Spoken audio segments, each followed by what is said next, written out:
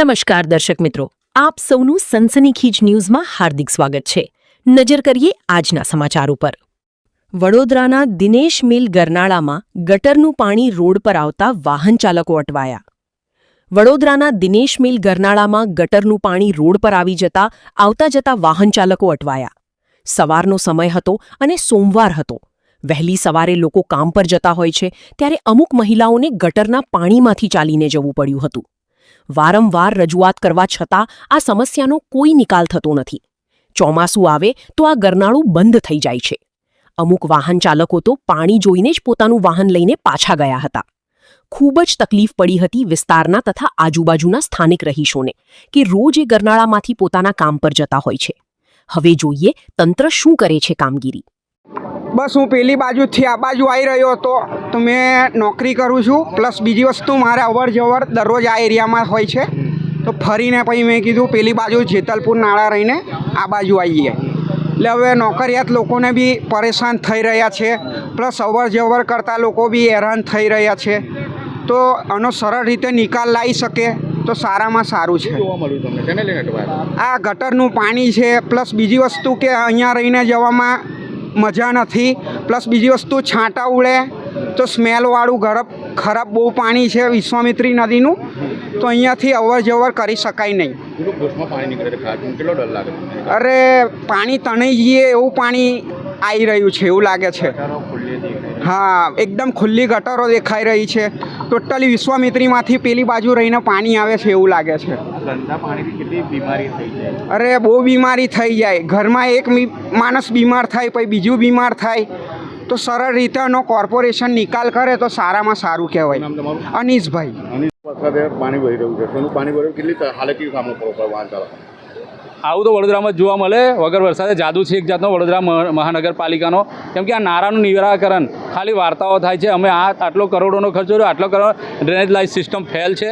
કોઈ બી જગ્યાએ જાઓ વડોદરામાં તમને પાણી ભરેલું જ મળશે વરસાદ પડશે તો, અને વરસાદ નહીં પડ્યો હોય તો કેટલી જગ્યાએ ગટરો ઉભરાતી હોય છે। એનું સીધું દેખીતું કારણ કે Vadodara drainage line system fail છે। કોર્પોરેશન કોઈ બી ટેકનિકલ રીતે વાર્તાઓ નથી કરતી, તે કામ નથી કરતી, ખાલી કાગળ પર કામગીરી કરે છે, લોકોને દેખાડે। આ કેટલું સ્મેલ મારતું, દુર્ગંધ મારતું, તમે ગમે ત્યારે આવો આ નારું સ્મેલ જ મારતું હશે।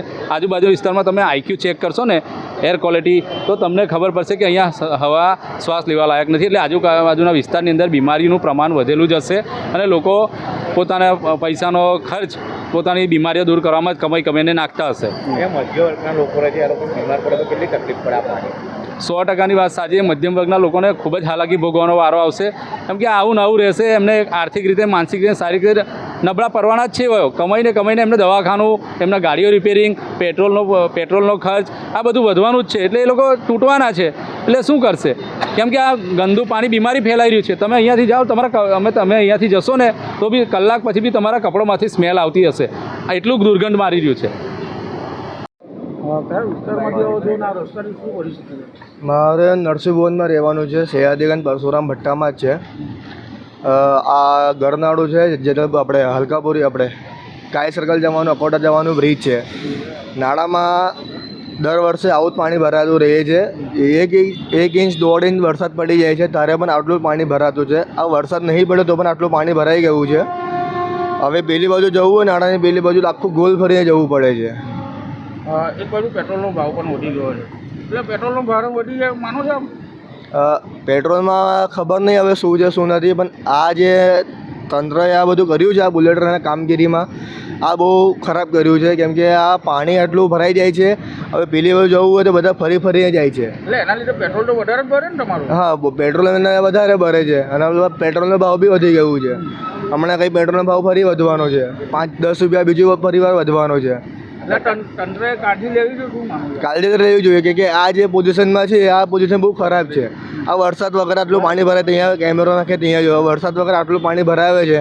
આ વરસાદ પર તારે કેટલું પાણી ભરાવે છે, તારે કમર એટલું પાણી અહીંયા થઈ જાય છે। ગટરનું પાણી બેગ મારે છે, આ ગટરનું પાણી બેગ મારી ગયો છે, વરસાદનું પાણી નહીં, આ ગટરનું પાણી બેગ મારે છે। શું નામ? મારું નામ પઠાણ મોઇન ખાન સિરાજ ખાન।